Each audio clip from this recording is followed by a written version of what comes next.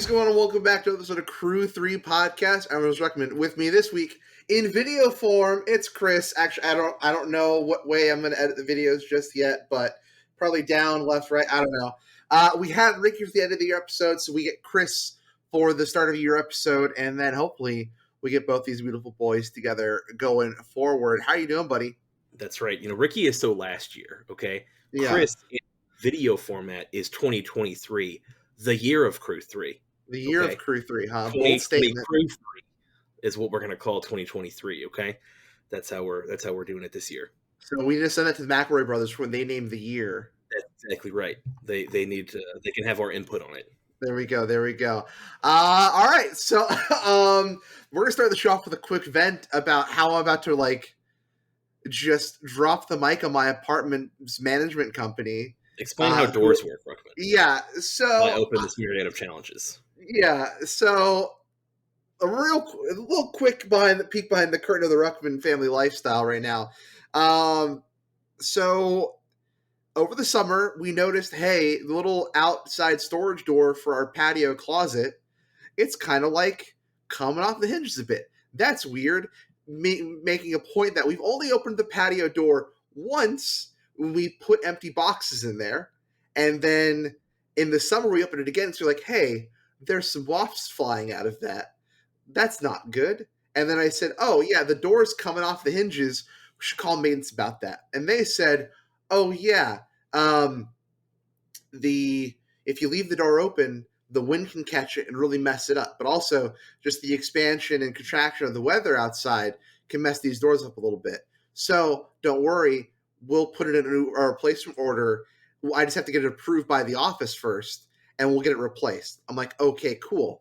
And then I think, hey, it's January, and the door is now, the part of the door that connects to the top hinge is now not connected to the door anymore. That actually broke out of the door. For the people that don't know much about doors, Ruckman, is that how doors are supposed to work? That is not how doors are supposed to work. Okay, all right. And I'm like, hey, we're just get a replacement door. What happened to that? And they're like, oh yeah, that'll be $200 to fix. And I said, well, that's sorry about you, your $200, but where's my door at? And they said, well, no, through damage of your own fault, you must pay to replace the door. And I said, there's no way in hell I'm paying for this door. And they're like, okay, well, you can either pay $200 now, or you can just leave it broken. And I'm like, so I just pay for it after I move out and just live with the broken door? And they're like, yeah. And I'm like, well, that's not going to work. So they're like, well, here's the vice president of the company. You can call them. And so Marilyn and I are taking pictures of this door. And Marilyn, while we're taking pictures, and I'm looking at this door too, like, this door is hollow. It's literally just like plywood, like an inch thick wood around it. And Marilyn takes a picture. Pineapple apple pen. Yeah. With plywood. And she looks at the bottom of the door, and there's still a sticker on the door that says interior hollow door, like interior use door. And I'm like, well, this is an interior door. And so I call my uncle, who's a contractor, or rather, my dad calls my uncle who's a contractor, because I'm like, here, can you talk to your brother for me? He's like, sure. Marilyn calls her brother-in-law from like her brothers. But anyway, she calls like another contractor we know, right? And we're like, tell us we're not stupid, and this isn't our fault. And they're like, no one would ever use one of those doors as an exterior door, especially in Houston, Texas, where the weather is so ridiculously finicky. Right. Everything. You got moisture, you got wind, you got heat. I've seen fire, I've seen rain, I've seen sunny days that I thought would never end. I've seen the suns down in Africa. That's right. Yeah, exactly. So, it's wild. And so, if you're a lawyer and you would like to make a little chunk of change, contact one Crew3 podcast. We're going to drop the picture on them. And if they say, like, we still have to pay for it, I told Marilyn I'm just going to post it to our community, like, message board and just be like, hey, if you pay $200 to replace your door, make sure it wasn't an interior door, because they scammed you too. Wow. Yeah. Wow. So that was my day. But anyway, I mean, other than that though, everything's looking fine. Heck yeah. Everything's looking Ash out. is We're looking looking. fine. Look. Oh, thanks. I'm getting ready to try out for the men's Olympic curling team, and so I have to look the part. Nice. Yeah. I Yeah. gotta look the part. Gotta bring Uh, home the gold for the old USA. that's right. So look, I'm gonna be the father of Crew 3. We're gonna start looking for a family here soon, and so I just need to. We're going full dad on it. We're We're going going full full dad dad on. mode. We're Hey, going. I'm gonna take feedback from the listeners too. I'm trying to decide. We've got a little, or I've got a little side project I might want to do some recording for. So I've got a nice little light set up and a GoPro camera here, and I'm trying to decide for my appearance: do I stick T-shirt Pokemon hat as I have many, or do I use one of the mini suits that I have and go full reporter Chris? That's Oh, what I want to know. So if you're out there, our Discord's been a little lackluster in activity recently. We've got our main homies holding it down, but should you want your input, hey, join that Crew 3 Discord. Go ahead and at me. Let me know, what you want to see. I'll do a little tester for both. speaking of reporter Chris, I tell you what, we're talking about going to Seattle to visit some of Marilee's friends here in the spring. Yep. And I said, hey guys, while we're there, we don't have to eat there, but can I request that we take a pit stop to an Olive Garden to Right. take a picture? And they're like, well, what's the bit? And I'm like, I explained them the bit of, well, that's where the Wizards employees go to make all their important decisions. They get the chicken parm. The birth of Crew 3, if you And, will. and they were like, well, where is it? I'm like, it's the Olive Garden in Tequila. And they're just like, Willow, Washington. they're like, I know exactly where that Olive Garden is. And I'm like, also, No. how do you pronounce Tequila? And they said, that's how you pronounce it. So, And we got the pronunciation all that time ago yeah, from yeah, that one loyal listener, which we yeah, still yeah, thank you for. We memed on it, but with the best of intentions. yeah, yeah. So they're like, oh, if you're going to stay, because we showed them the hotel we're going to stay at, they're like, oh, yeah, you just hop on a train here. You'll get there no problem. And There you go. they're like, honestly, like we could eat there too. And I'm like, oh, I don't know if I can enter the lauded halls Could your of little heart handle it? Yeah. of the Olive Garden in Tequila, Washington, where all important History. pioneer decisions have been made historically. Right. That's exactly right. Now we need to see where Sheldon Menery eats, where his favorite lunch spot is, wherever his Olive Garden and/or Yeah, Olive Garden-esque place is, I because he's talked to apparently also making a lot of the decisions. It I turns talked out. so obviously I talked to Ricky about that last week, Yeah. and his response was just, "We already knew this was happening." But I'm like, not to this extent. What are Right. you not to like dig up a bunch of stuff here again? It's already. The Magic news cycle's moved on. I don't know what we're mad about this week, but Right. there's Right. certainly we're Right. mad We'll about tell something Magic new, next right? week. Yeah. But what are your thoughts on that whole ordeal? Man, I listened back to that episode. I had a lot of thoughts. I really liked the episode. I appreciated some of the shout outs that I got. We need a new Patreon tier. Uh huh. I looked up what it costs to buy a bag of Ricola cough candies for Ricky, Okay. so that and then hopefully he will take them and we because he's Did not I going to learn how to mute himself. did I miss coughs? I did so. I tried so hard to get a lot You of the coughs probably out. edited out 50 coughs, but that man was a coughing machine. There were a great many coughs. We do this for fun. We're very lucky to have the listeners that we do. But we edit out a lot of stuff, but it's tough. It is tough to sit there and just edit. We don't hire anybody right now to do it. It The takes video me. the video format is going to really force the issue on what we can and cannot cut. You nailed it. I think we have to be very careful and we talk about on the video form, but it's also so much easier to put out. Like we have playing Pioneer stuff. We do a lot, not only for our own content, but the auxiliary content that we're involved in with full-time jobs, with family members and whatnot. So like the intention of the video is hopefully that like this will be one, a new venue, and two, less editing.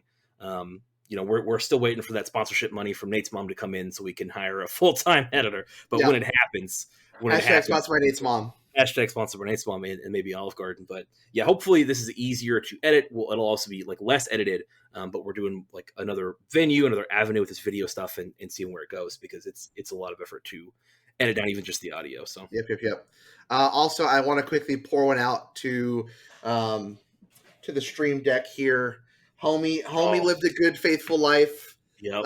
but I have no idea what happened. I woke up yesterday If you're and the button. listening, I apologize. We're going to describe to you the stream deck. It's not on anyway. You're not missing anything. He's It's not on. Ruckman's holding up the stream deck. The buttons were flickering, and then this morning I turned it on and it just like died. So we've already secured a replacement. Nice. Stream Deck Mark II is on the way. The Skeleton Warrior button will live on in our hearts. We'll Um, call it Stream Duckman. now I get to do stuff, and I was like, oh, if you want to go check out the video version, like, I mean, I've got all the, I've been sorting all my Pioneer binders. I could quickly flip through the Pioneer Battle binder. Maybe we'll do that at some point.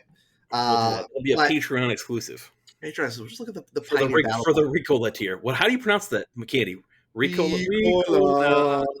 For the Ricola tier, Uh, you get to look at Ruckman's binder. yeah. Oh my You can't. gosh, I can show these. Oh, I don't know if they're going to show up on camera because I've got the background Oh, blurred. no, if you hold them in front of you, they'll be fine. You can't even see it. I This is can. a I can. Phyrexian foil Shieldred of the Apocalypse that I'm holding in my hand that my little brother picked up from a one of those places that, like, when you're in, like, a very rural town, somebody who, like, needs to pay rent or something goes and sells their cards, and they just sell them to some random video game shop. And my brother is weirdly friends with because it's the only thing to do in his little tiny Texas town, friends with the video game shop that randomly buys these cards. And so he got a really good deal on it because, like, I can't take this. This is too much money to spend. But we've got foil Shoulder of the Apocalypse, and then I'll see if I can pick it up without destroying everything. Foil Renin 6, foil full art Renin 6 from MH2. The borderless. Borderless, sure, borderless. Yeah, I don't know what all these promo cards are Yeah. called. Also, don't show off the. Where's the Mike Trout? Oh, I can't get it. What? Item number. It's too far behind me. I'd have to move and destroy everything. Item Oh, collector number 69. Mike Trout, and how I will be deciding all games of Magic, who goes first or second. I used to bribe my opponent just outright to go first, but can't do that anymore. Thanks, judges. Wow. So now I'll be flipping a collector's edition Jose Canseco coin to decide who goes first in all of our official games of Magic the Gathering cards. So there we go. There we go. All right. Well, let's start talking Pioneer then. Devin's starting to hand things in the background. Yes. I want to see this Devin's disembodied hand just come in from out of. Come in from the screen. It was very, very sweet. Very sweet. If it works like when Ricky's over here, if she touches your shoulder, she will temporarily become corporeal on the stream, and then if she lets go, she'll go away. And then disembodied. Yeah. All right. Anyway, let's talk about actual Pioneer. Let's stop messing around with I think we've teased the video portion long enough here, so go check it out. But like I said, we are here with event reporting is fixed now, so we have luckily this weekend's challenges and as well as the Christmas challenges to cover. So we're going to talk about those here. I'm just going to kind of briefly go over the top 8, and like I said, we'll cover our kind of wants and hopes for 2023. We also have one brand new spoiler that came out over the holiday break as we get ready for Lorwyn Remastered coming out. Lorwyn Remastered. In the end of 2023. As we get ready for Phyrexia All Is One to come out. It's supposed to start on, I believe, the 17th. So we are 2 weeks away from spoiler season starting big time. So let's get started here. We have our challenge from the 24th. 8th place, we have Cigarettes After Shrek. Is that the best? That might be the new best name. With Mono White Humans. 7th place, Lizzie Bus with Mono Black Mid-Range. 6th place, Shinakichi with Rakdos Mid-Range. 5th place, Azax with Nykthos Rant playing our one of Nicole Bolas. Yeah. 4th place, X-File on Mono White Humans. 3rd place, Samwise 88 on Gruul Boat. Then we have 2nd place, Oscar_Franco with Azorius Copium. And then in 1st place, we have Sandy Dog MTG with Rakdos Mid-Range. Nothing too crazy here. I mean, we've been seeing the mono green decks go back to playing the Nykthos build just because, hey, when we get Stonebrain to the mirror match, we still need to be able to have a Karn somewhere. So that's kind of what we're doing there. I mean, actually, there is kind of a surprise here. I skated over Mono Black Mid-Range here. 4 Misery Shadow, 4 Graveyard Trespasser, 2 Murderous Rider, 3 Shield with the Apocalypse, 3 Leon of the Veil, 1 Sword of the Mirthless, 4 Fatal Push, 4 Thoughtseize, 2 Power Word Kill, 4 Sign of Blood, 4 Evoke Despair, Cast Lockvoid, Field Ruin, Hive of the Eye Tower if you're dead lands, Takenuma Urborg, Swamp. You got some sideboard cards. We'll post all of these deck lists in the links below as always, and I might throw them up on screen for the video watchers at home. But what do you think? I mean, we really get to leverage a lot of the black spells here that make Rakdos as like kind of as good, right? Like Rakdos, I don't it is literally the sum of its parts, right? I mean, you get the red gives you Stomping Giant, Blood Tithe Harvester, Fail the Mirror Breaker, but we do here get to play Thoughtseize. We get Misery's Shadow, which has overly impressed me out of spoiler season. I think if we're looking at a card, at least I personally undervalue during spoiler season, I think it's Misery's Shadow. Graveyard Trespass, Murderous Rider, Shieldred, Liliana, Sorin, like everything in here is great. We have Sign in Blood and Evoke Despair as our kind of late game value engines to get us going. What do you think of this deck list here? Yeah, I mean, I think you called it out. Like your big misses from red are obviously Fable, just because that digs you out of a lot. We're like, hey, I've drawn a couple lands in a row. Let's pitch those for some new shiny cards and see what's what. And then obviously like doing things like copying trespassers and whatnot. That's pretty huge. Like just Yeah. more copies of Graveyard Trespasser, and or of course like when you copy the Harvester, like your copy targets I think are better. So like going mono black kind of saves you. I think one of the things that we aren't seeing here is Gix, but I think Gix is better when you're running more creatures. So I actually like that choice of a not include here because we're like more of a true mid range, right? There's 13 creatures and then 18 spells. We're definitely doing a lot more like I'm going to play impactful creatures, Shadow, which gets better later, Trespasser, which is an all star, right? The ward discard a card, like it's so impactful. And then of course Shieldred, which is just game winning, pretty frequently if not dealt with. So we've got our couple Planeswalker package and then a bunch of removal spells, some Sign in Blood, which is kind of funny, but we've seen that's a strong card, right? Like not having to dip into blue to get that kind of effect, or discard cards, right? It just replaces itself. Is pretty huge, and so we're not playing the sack version, thus no. What's the one that makes a treasure? Uh, Instant speed. I forget. Deadly Dispute. Deadly speed. Thank you. Yeah, yeah. Literally making a deck list to that card, and then Invoke Despair is kind of fun, right? Like Invoke Despair, it a lot of people like it. Like a lot of people like it in the sideboard. It's It's probably a card that you're going to sideboard out a lot, but it's good against mid range. In the Orzhov decks I've been working on, right, I'm playing one main, one on the side. I'm actually cutting the one on the side because it's a honestly at 5 mana with everything else you're trying to do, it's kind of weird. It would almost yep, be better. It would be too good, but it would almost be better served as a 4 drop. Sometimes I feel like. yeah, I hear you. Um, I know exactly what you're talking about. The five is like can be pretty awkward. Like a lot of times by that time, like the game's decided. Again, you're trying to not like you're trying to play enough removal spells and yeah, whatnot that like you are extending the game to that turn five, and it's not unreasonable. People have blitz on turn five and stuff like that, but I don't know. It's really close. It's one of those cards that I think is for a 5 drop. It feels medium. You yeah. know, like Turn 5, I want to play my game ender, so I want this to like be on turn 4 to clear the way for my big game ending spell. Right. This is just kind of going to stay. I mean, it's going to stabilize. Right. It's going to fill our hand up. It's going to take care of a lot of things, but it's not going to end the game per se. I will say one thing I like of this deck list. It isn't the weird like we're going to throw Nykthoses with our waste knots and like the weird devotion strategy like that deck performs every now and then, but like it's really on the getting cute tier. So it's nice to see a deck like this kind of come around. do you think? I mean, do you think we're gonna see a Nykthos deck in something other than green? Like, do you think it's even like feasible? Like, I'm thinking like white maybe or something like So what color? Like maybe we've blue? I don't know. we've seen the mono white mid range decks, and they weirdly go into being Karn pile still because what else are you doing with all the extra mana, right?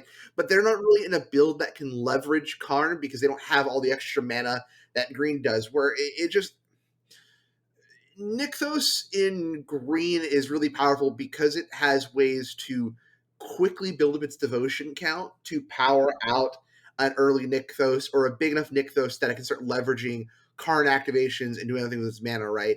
When we think about the old mono white decks that play Nykthos, our big payoff was like, oh, we could just jam a big walking ballista, right? And then even if we can't combo off, we'll jam a big walking ballista and that could be enough on its own to end the game. So I think there's like a mono blue deck. You know, our friend Ed keeps messing around with mono blue devotion. There could be something there with your ley lines and stuff like that. But it's just really hard to say, and it's hard to really.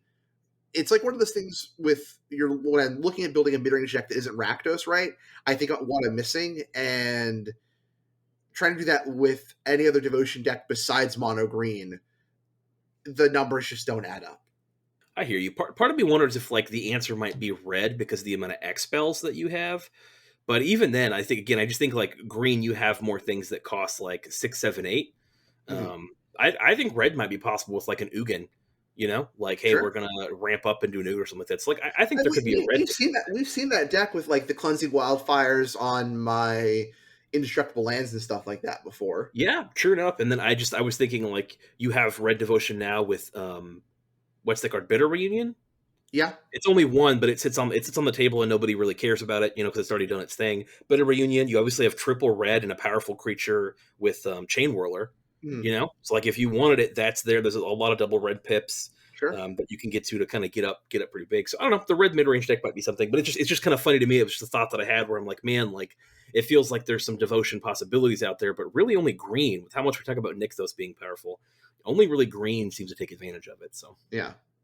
All right, let's move on to the Christmas challenge. Chris moves. There is a Christmas gift for you in here, my friend. In Yes, there eighth place, is. we have Kamata Man. Come on, man. Now you can see my face be confused reading these names. I know, right? Eighth place, Rakdos Midrange. Seventh place, Adrian Ratamosa on Rakdos Midrange. Sixth place, we have JWF239 on Gruul Boat, which, I mean, we'll talk about Gruul Boat here now. We could talk about it last time, but we've seen a lot more Gruul Boat lately.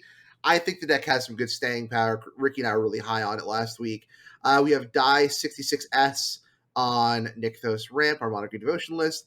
420 Dragon on Lotus Field.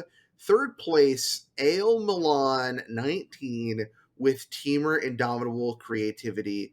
Second Mhm. place, Bahutina with Rakdos Midrange. And first place, G Cool underscore KO with Lotus Field. So we got two Lotus Field decks, Indomitable Creativity, and then like I said, let's kind of talk about Gruul Boat a little bit here. What are your thoughts on the boat build? I mean, Cruel Celebrant or not without the combo, right? With the combo in this build here, so we're a little we can kind of really pop off here. But what are your just general thoughts on Gruul Boat? Its kind of just general staying power and Pioneer going forward. I think if I'm recommending somebody to start a deck in Pioneer right now, this is probably it. That's my thoughts on it. Though it is somewhat complicated with like sagas, multiple sagas, that kind of stuff. And it is pretty straightforward and like ramp, play strong creatures. I think it builds some good fundamentals. It is very good against the creature decks. Like, Yeah, I think it is very difficult to be playing things like mono white in a world where people are crow and warring you and obliterating bolting you and again, boat is very similar to, especially when you give it haste. That's a lot of sure. damage instantly. It's got a lot of good comparisons to like almost wrath type effects. Yeah, You don't have to return it to your hand. You cast it, you crew it, you give it haste. Um, I mean, again, that the 3 damage and there's just not a better creature deck right now that I can think of than the Gruul Boat deck. And then again, being able to give those things haste without grease fanging them and having to bounce it back to your hand, you still can get a lot of damage in. It's still just a lot of incremental damage that can come out quick because of the ramp spells. So like when you look at you don't interact with this deck, right? If you're playing against a green, mono green with this kind of deck, well, you're hmm ramping just as hard as they are, but like I'm going to put some big threats out there. Like my yep. Acroan War may or may not be as good, but I can steal the elemental, the 5 mana 5/6 Cavalier Thorns. Cavalier of Thorns. Right, one of the Cavalier. It's an elemental, right? Yes. Thank you. I was going to say I'm not crazy on it. So you can steal that, but generally speaking, like going uninteracted with, you're going to be able to get out there and have an okay matchup. I don't think it's the best matchup for you, but like you are able to kind of get above Rakdos pretty frequently. A lot of people think this deck has a fine matchup because of the lack of removal that Rakdos usually has against a Braid. Now, if they're teching against us, which they kind of are getting away with, then it's a different story. But generally speaking, Yeah. this matchup it's got a lot of solid matchups. It's a good creature deck. You can be attacking. You can, say removal spells, big stuff. So big fan of this deck in general. I like what it does. It's doing some powerful things. I So think you bring up a great point there in that, for a while we were seeing Rakdos main boarding 1 to 2 braids for Grease Fang. Now we're seeing Grease Fang drop off. We're seeing Rakdos drop those braids and picking up things like Power Word, killing the man again. And so, yeah, being able to dodge instant speed removal, or not really instant speed removal, just having another removal spell that dodging removal that requires these vehicles to be crewed is very important. You can play them, you get your value off your chariot, get your tokens, you get your ETB trigger off the boat, and then you can just sort of play around the power word kill or something like that. So it just limits the avenues your opponent has on killing them. Oh, dog Dog in time. there. It's Dog dog time. dog time. Abby agrees with you. Abby the Ab, dog. Abby the dog, everyone. Yeah, I mean, that's about it, right? I mean, it's a good creature deck. It attacks the format the right way, and you've got a lot of even matchups or good matchups. So Yeah. Yep. I mean, we're also seeing things like Lotus Field come back, a deck that's really kind of being held up by it's really making its comeback because Mono Green's kind of running dry. And hey, Rakdos has an okay time against Lotus Field, but it's not the best time against it. So why not start picking up your Lotus Fields again while the Mono Green players are in retreat? What do you think about that? yeah, I think there's a lot of there's kind of a lack of interaction for like spells. It's a lot of like Mhm. creature interaction and stuff like that. So with stuff like that, I think that it could be the good time until you see more Phoenixes pick up counter spells and stuff like that. I Yeah. think that it's a good time to do it. Or the Mono Green decks are out speeding your combo. But of course, Chris, let's talk about this third place in creativity deck list. Let's do it. I'm going to send a text real quick to get some noise reduction. Sure thing, sure thing. All right, so of course we're on the team rebuild here, so we're on Xenagos, God of Revels, World Spine Worm. Our spells here we have 4 Fiery Impulse, 2 Secrets of the Key, 3 Spike Field Hazard, 4 Fire Prophecy, 4 Impulse, 3 Make Disappear, 2 Negate, 4 Double Creativity, 1 Valakut Awakening, 4 Big Score, 4 Fail the Mirror Breaker, and some land. So you've been picking up this deck a little bit. I think you've been playing the Just Is It build, right? So what are your kind of overall thoughts on the creativity strategy in general right now? Yeah, this is the version of the deck that I am playing. Okay. I'm not as sold on the make disappears over Is It Charm. I'm just a big fan of Is It Charm in general, so that could just be me. But I like the utility you get out of it.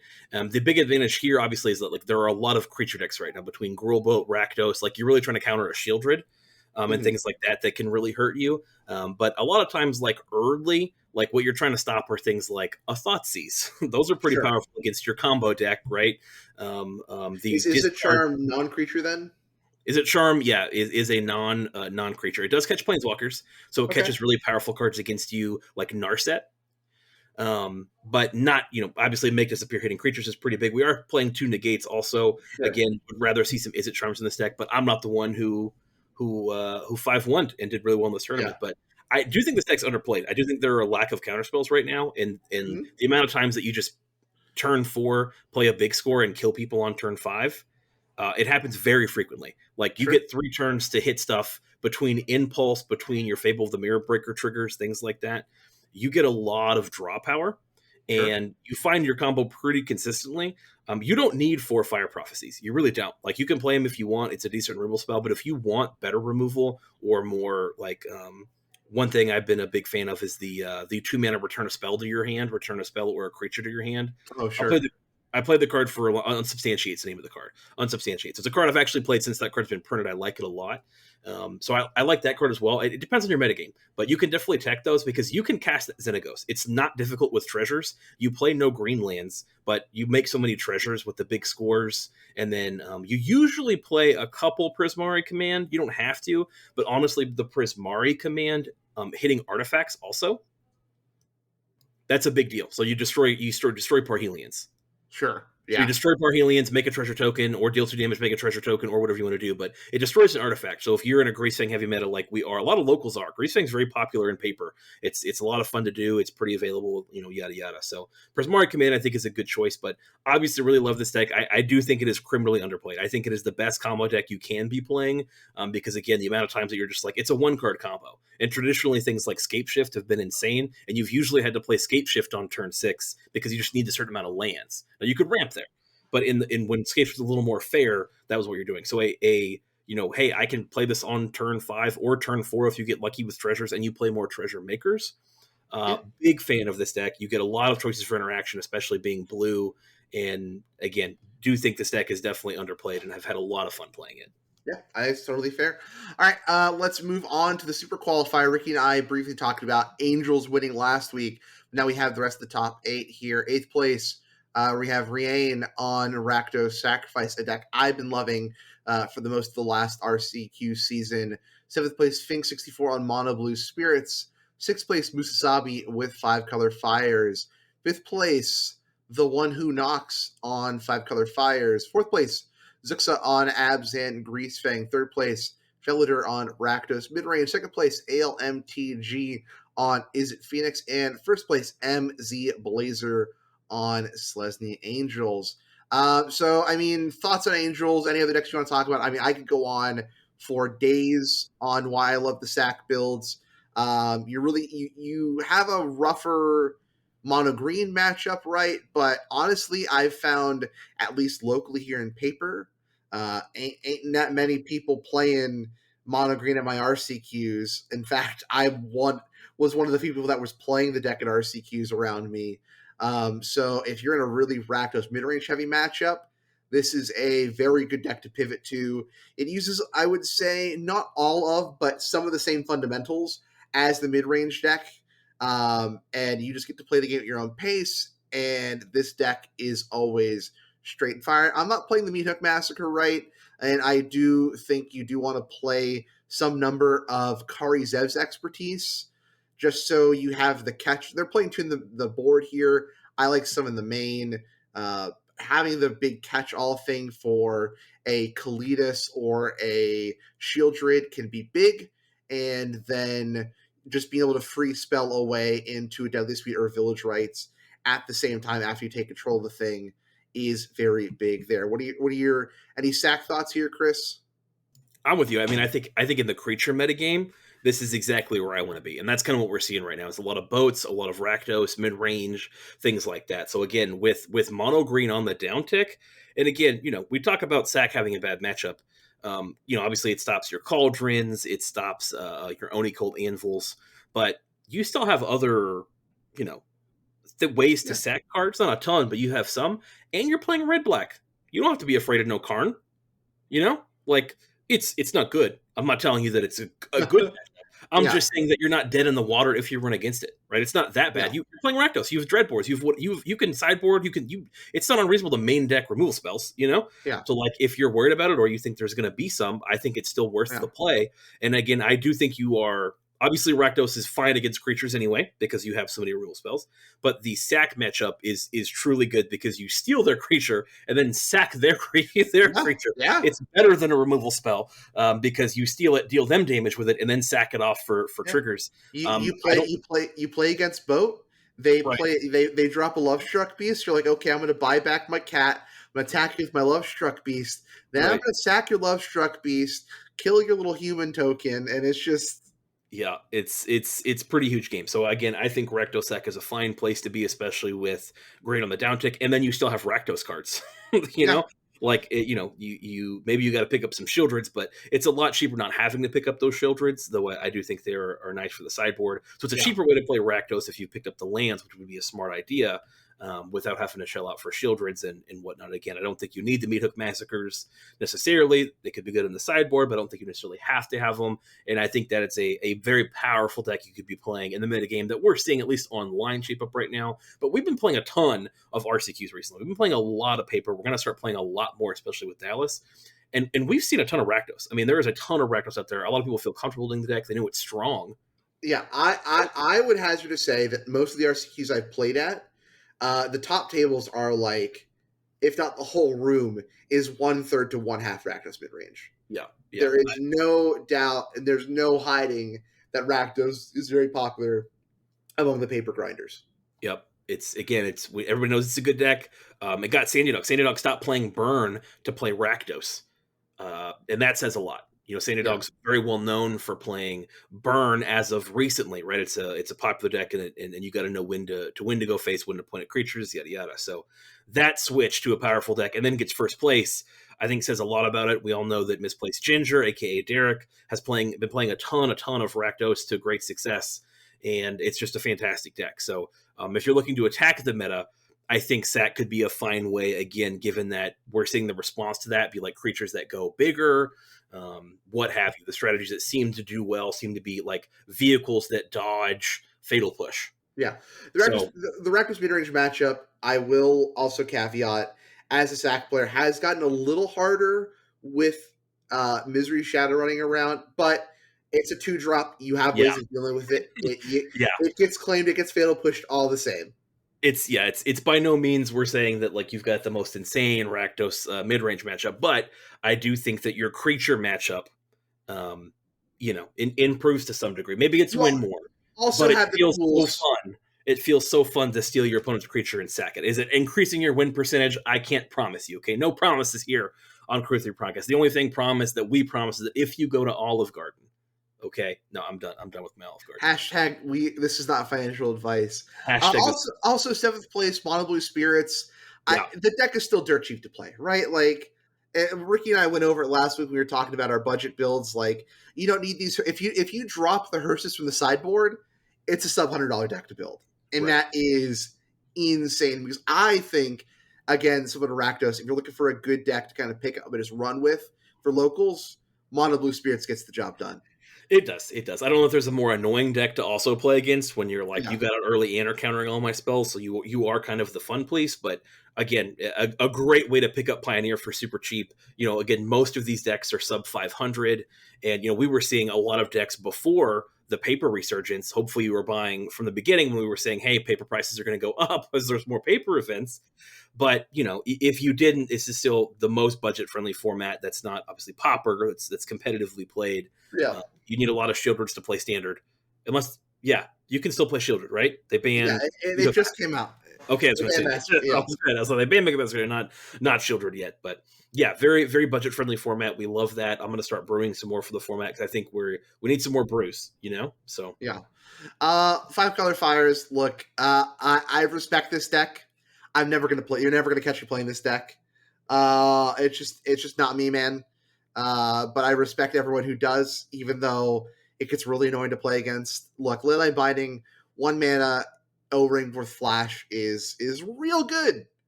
Is real good. stronger in modern though, where there's fetch lands. So Yeah, but we still got triumphs. We got triumphs. We're still out with we got triumphs the here. triumphs. We Yeah. can't fetch the triumphs. No, that's true. That's Yeah. true. All right. First place though, Celestia Angels, and I've been told their cards were not digitally bent either.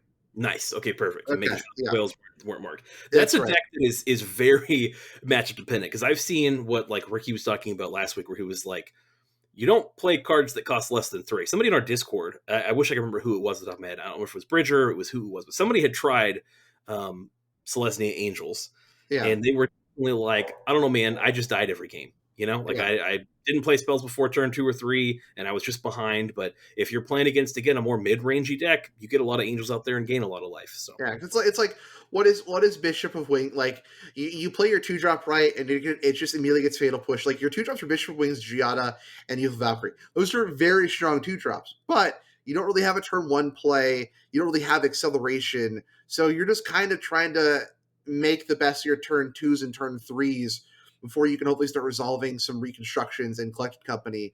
But by then, like, who knows what's happening? who knows what's happening? Indeed. Yeah. So yeah, and look, I just can't wait until we have the point where someone is just like, oh, well, these cards were marked because they shipped my secret layer with a bunch of uncapped sharpies. Yeah. The that's gonna be a meme for forever now. Just like the Platinum Angel, just like Humpus Wumpus, the My Secret Layer foil collected companies will will be good. The person who added that player with the man, it's my upkeep. I'm not sure what to do. Do you have any advice that they just crimped the cards in half and put it on top of their deck? Was just like, oh, that was pretty chef's kiss of a Oh. direct added meme there. So yeah, not much to say besides that. All right, well, let's move on to the New Year's Eve challenge. Eighth place, McWin Sauce, Five Color Fires. Seventh place, Swift War Kite 2 on Gruel Boat. Sixth place, Island Ghost Sam E, of course, friend of the show, friend of Playing Pioneer, playingmtg.com on Gruel Boat. Fifth place, A Jolly Goblin on Gruel Boat.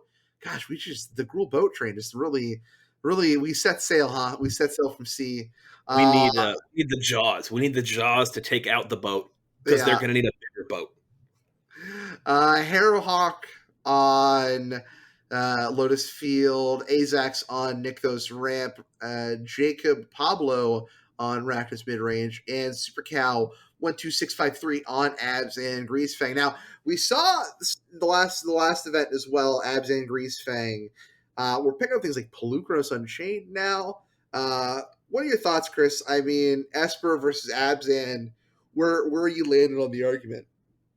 Um, I have played the Esper versus Abzan matchup, and the one thing that I will tell you is that um, the Abzan deck against the creature meta Yeah, feels a little better, um, just because you turbo out so many cards to your yard, and sure, playing against it as Esper, I do play some ways to remove yards. I play some things. It's not enough.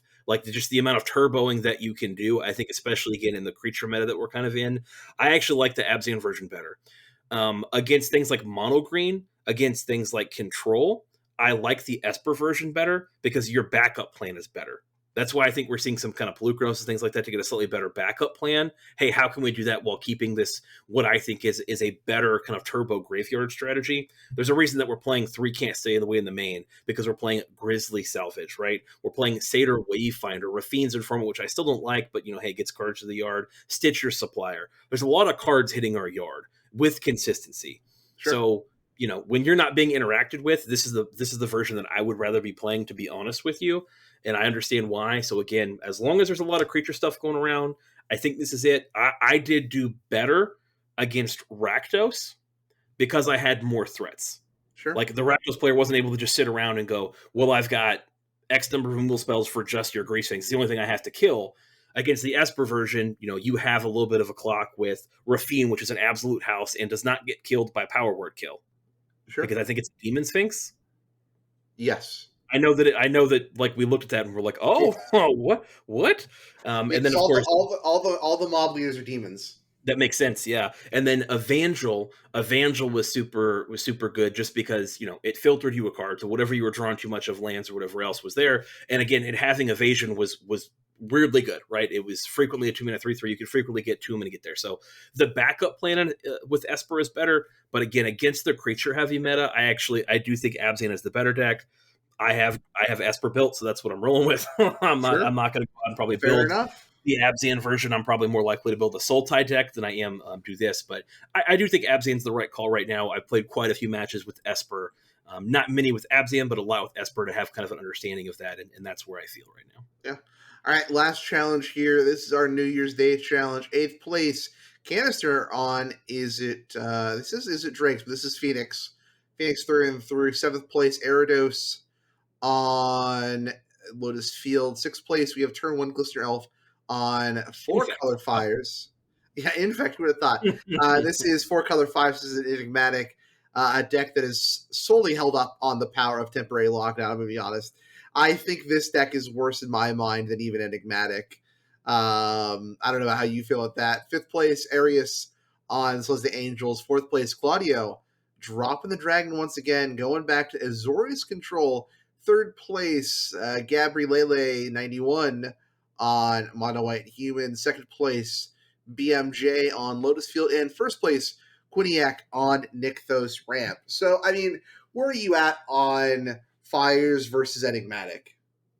um, I would definitely rather be playing the Enigmatic, because you do want more 4 mana enchantments, I think.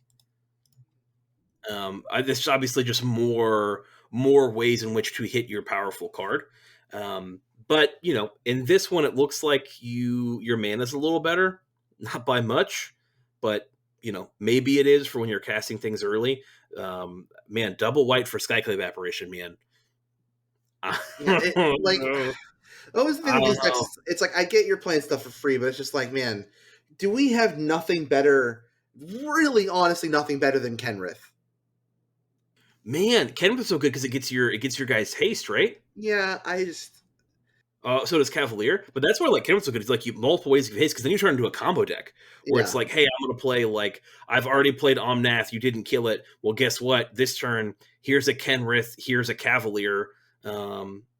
Activate my mana to give multiple plus one plus haste.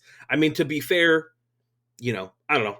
You don't have that many cameras. You don't have many cavalries. You have more Kenrith. It's a little weird to make his Kenrith as legendary. So I'm trying to figure out like what else we're playing. I guess Bone Crusher Giant still, and then we can Yeah, give hate and then some stuff. But Cavalier is obviously a super important one because you can give everything. You fire breathe everything. yeah, Plus one haste, and you just kill people out of nowhere. People don't expect it. All of a sudden, there's a Cavalier, another 5 minute spell, and you're dead because I didn't spend any mana on that. yeah. So the 5 or 6 mana that I do have is all going into Cavalier activations. If you've ever seen the deck before, you know it's how it works. But like you said, I think that your point was temporary lockdown is the glue to the deck. Yeah, Is that kind of what I you're saying? yeah, I think it that just sounds right to me. Temporary Lockdown is such a powerful card. It That just really we've said Fable can dig you out of a lot of situations because you can yeah. dig out of your crappy mana base. Hopefully, yeah. I mean, again, it's kind of a mess of a deck that works for a lot of people. Obviously, Leyline Binding is powerful, and that's what you can kind of say about that. Do you see this as a control deck by Claudio? What do we got here? It's Fairy Wandering Emperor, Lay Down Arms. Yeah, I mean, Lay Down Arms has definitely been pumping up a bit. I've seen some make disappear. Lay Down Arms though, very very good. That's what we're talking about. Is like the lay down arms seems to be what attracts Claudio to this because I cannot believe we're off the dragon to play Azorius control. I complained about Azorius control a couple weeks ago because I just thought it had way too many removal spells. But you can't do it all. Like there's not enough removal spells with enough threats or ways to survive because again you can't like remove a lot of threats and deal with vehicles. Yeah, Vehicles are kind of that great equalizer when it comes to control decks because okay, you're going to wrath me, well I've still got my vehicle, or you're going to do targeted removal, well my cat factory sure. just made a bunch of cats, or I'm going to play another creature after you target something and crew it anyway, right? Like Yeah, you kill my boat, I've still got other creatures, so it leaves you in kind of some hard places where I have not liked traditional control as of the last couple months. I think a couple months ago it was pretty good because again just you have such great select removal spells. We're not even playing the 2 mana one from the vampire set anymore. That makes him a clue. Oh, we haven't played Faithful Absence for a while. Yeah, and that surprises me. That's much better for me because Fateful Absence it also killed an enchantment or a planeswalker. What did it kill? What was the other Well, thing it killed? It killed a creature. it's any non-land, right? Let me look at Fateful my Absence. sorry, creature or planeswalker. Yeah, so like that was really important for my uh, World Spine Worm deck. Yeah. Creativity because like a lot of what you do as a backup plan was play Chandra Awakened Inferno and then just to have Oh it get yeah, yeeted out of the earth was like, well, I got you for one emblem damage, but you die before that. So this version is actually worse against my deck, which I'm a fan of, but Lay Down Arms is so strong. Like I sure. pointed this card out where I was like, man, that's I was back in the day, I was playing that blue spell that bounced for islands, but it bounced all creatures. Whelming Wave. Well, almost Whelming Wave. Whelming Wave Engulf the shore. engulf the shores. Yeah, that's the one that I was playing. Didn't want Whelming Wave to would be like I bounce everything that isn't a like sea Kraken. monster. Yeah, it's the Kraken or Leviathan one, which is still good. I think that card's actually Yeah, playable in Pioneer. But Lay Down Arms is kind of its own little swords, and you've got plenty of ways. I mean, if you can hit this with a 1 mana spell, even getting threes, you're in good shape. And the amount of planes that you have, I don't think it's unreasonable to be hitting Shieldwards with this, things like that for 1 mana. So yeah. um, I do not like Azorius Control. I do like Lay Down Arms. So there we go. There we go. All right. Well, before we start looking at, and we're not really looking at, before we start talking about some of the stuff we want to see in 2023, let's take a quick peek at the one spore that we do have again before the big rollout here in a couple weeks. We now have access to Kato Dancing Shadow. So if anyone had that on your completion watch, sorry, you missed that one. I don't even Uh, remember it was on my completion watch. I didn't even. I have to go dig for a completion watch. I was torn between him and the Emperor, and honestly, if this means the Emperor gets completed, I'm gonna be real upset because I Yep. could tell you which one I wanted to keep around. Yep. Anyway, we have Kato Dancing Shadow for 2 blue and a black legendary planeswalker Kato, who's a rare planeswalker alert. With a static ability, whenever one or more creatures you control deals combat damage to a player, you may return one of them to its owner's hand. If you do, you may activate loyalty abilities of Kato twice this turn rather than only once. So we got a little bit of we give our guys ninjutsu, but instead of putting something into play, we get an extra Kato activation, which is The kind of worst neat. deal in the history of deals. Yeah, I don't know, maybe. Uh, we can turn him into a drone. That's kind of cool. So Kato, plus one, that's one target creature can't attack or block till your next turn, which is nice. So we can make sure we can get in our damage, and we can bounce it back to our hand, and then we can either +0 to draw a card, or we can. Oh, it's attacker block, so it's not even unblockable. Sorry, my bad. It's not can't be blocked. It is just we can't attack or block. Okay, this is now reading the card explains the card. It's a little worse in my opinion now. Yeah, yeah. I mean, Uh, it's like you can +1 it before attacks to make a creature not be able to block, and then sure. hopefully sneak through. But obviously, at that point, in order to get the second activation to stop something else from like attacking maybe next turn, it must have already attacked you, Yeah. because otherwise it's still there to block. Like if they've got two blockers, you can hit one. Maybe the whole point is, hey, look, I've got a creature that has evasion, which could be the case. You're in blue black, you've got some evasion there. So if you hit something, it has to deal combat damage. We can't even ornithopter them. No. Oh man, because I mean, it's cool that again you can keep two creatures from attacking you, Yeah. and then if That, that's some that is evasion, nice. That is the upside is like, hey, you can stop from blocking, and also it doesn't get to attack you next turn either. right, right. So I think being able to stop, like you can kind of lock down one creature in perpetuity, and then another creature that's already attacked you if they've got one. I mean, I, Yeah. I guess the second ability doesn't have to be the +1. I think the +1 is like okay. Obviously, I'm assuming you would lock down their single creature if you've killed them because you're blue black, right? You can kill a lot of creatures, and Yeah. then use the second ability, which I will spoil. Did you already spoil the abilities? No, I didn't. The second ability that it has is 0 to draw a card. Which I mean, hey, if I were trading a guy to draw a card because we're desperate, look, 0 to draw a card was cuter when it was on Teferi and it gave him a loyalty at the same time. Right. I mean, what I could see is, hey, look, I'm playing kind of cheap evasiony creatures and Sure. decent, like I'm playing rogues. So I'm Sure. gonna play rogues. I'm gonna attack you. I'm gonna kill some stuff, and then I'm gonna play this and draw two cards. Sure. Like If that we're, seems strong. it's kind of fun too because if we're playing rogues, yeah, but the thing is, this we have to play this before we go to combat. True, true. I mean, a lot of our rogues are cheap. They're one, they're two. So I if mean, this is depending our on mid-rangey card to like draw us cards and create evasion, hey, there we go. I mean, it makes for the creature. It's got a lot of options. I think in the right deck, this could be strong, but the +1, like on your next turn, now they're free again, and you have to kind of hit multiple creatures if you want. Because the classic litmus test for planeswalkers, because we hope that there's a lot of new players that are looking to jump from commander into play some pioneer. So the classic litmus test for planeswalkers is, can this planeswalker protect itself? That is one of the questions you always ask. That was what was made so Jace the Mind Sculptor so powerful, was that -1 to bounce a creature, right? I know that you were playing in some of those days at the very least, and so like we've heard that any competitive players heard that. Hey, Planeswalker test doesn't protect itself. In Oko, it was just that like it's so much loyalty so fast and could make any creature irrelevant. yeah, So like Oko couldn't super defend itself, but it had that. And this does not super defend itself. I mean, it makes it so that you can't be attacked, and so that's kind of defending yourself. So you can do that, but again, you've already been attacked by whatever creature. So I don't know. yeah. It could be secretly very strong.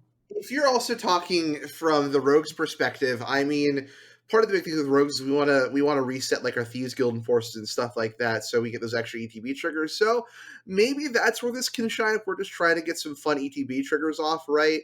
Um, Man, we can't even like reset a ninjutsu guy with this in the same combat unless we have a first striker, because that would also be neat. I really just like what But would hold make on, this card does definitively stronger would be if we didn't have to return our creature. Because like that's like the big deal. If this was just a payoff for hitting people, then you would really be defending yourself, because like, oh look, I'm locking down potentially two creatures, and like, oh, what are you talking about? It defends itself. Of course you're to protect itself. You're stopping them from attacking. Yeah, but I'm returning my creatures to do so, yeah, right? Like that's the big deal. It's like then the next turn I have to play them against. Like if I've got like rogues with ETB effects or creatures with evasion and ETB effects, I could see this being strong if you wanted it, but it's fine. I don't think this is certainly a bad planeswalker. It does have the ability to defend itself. It can draw cards. That's always really strong. It can make us little drones and things like that to drain opponents. So I think there is potential here, but it's a little awkward. That like bouncing a creature back, I think, is So, a big deal. so Okay, it's a great. really big ask, Yeah, but we can technically use this to reset our ninjutsu creatures in the same combat. Where after we deal combat damage, but before we go to main phase 2, there is a post combat cleanup, which is where so we can. Hold on, where was? Well, it's the Every wrong hero. order, right? No, because this triggers when they deal combat damage. So what we can do is so Ninjutsu just says return an unblocked creature, unblocked attacker you control to a hand to hand. Put this card onto the battlefield from your hand, tapped and attacking. So I believe now there I haven't looked We're that doing much this, into doing this. this live on we're doing this live right now, huh? I look. I don't think there's anything saying because it's just the same thing of like I don't know if you remember like Celestial Flare, which is just like target opponent sacrifices an attacking creature, right? What you could do is you could like Right. go to blocks, go to damage, and then And they'd do it. have and then do it right. So if we let this So creatures are trigger, still attacking in the combat damage step is what you're talking about. That's how you could vigilant something with Maze of Ith. yeah, You would vigilance your Maze of Ith by saying, "Hey, you untap an attacking creature or yeah, whatever," yeah, and yeah. you could vigilance So things with Maze of Ith because after the combat damage step, when the yeah, first thing that happens is combat damage, and they're still technically attacking creatures. So that's what we're talking about. If you're a little confused, technically in the combat damage step, the creatures are still attacking, so and so like you said, with the attacking creatures, there's tricks there. which is when this ability would trigger. So we Right. could bounce back creature with ninjutsu, and if we have anything else on the board that was still attacking and wasn't blocked, we could ninjutsu back out that creature instead and reset like our biting palm ninja. I That's mean, what you're saying.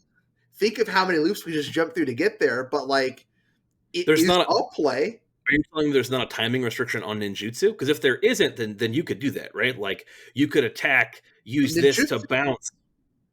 I don't have the official rules for ninjutsu up, but I'm looking at a card with reminder text for ninjutsu. It just says return an unblocked attacker you control to a hand.